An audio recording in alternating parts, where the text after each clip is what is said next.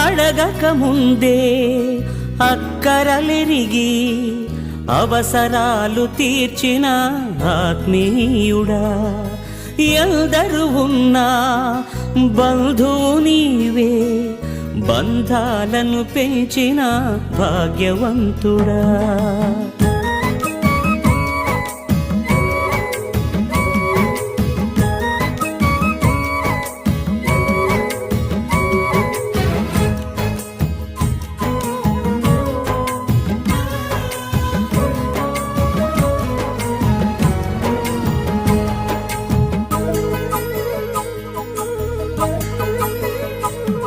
పదే పదే నేను పాడుకోనా ప్రతి చోట నీ మాట నా పాటగా, మరి మరి నేను చాటుకోనా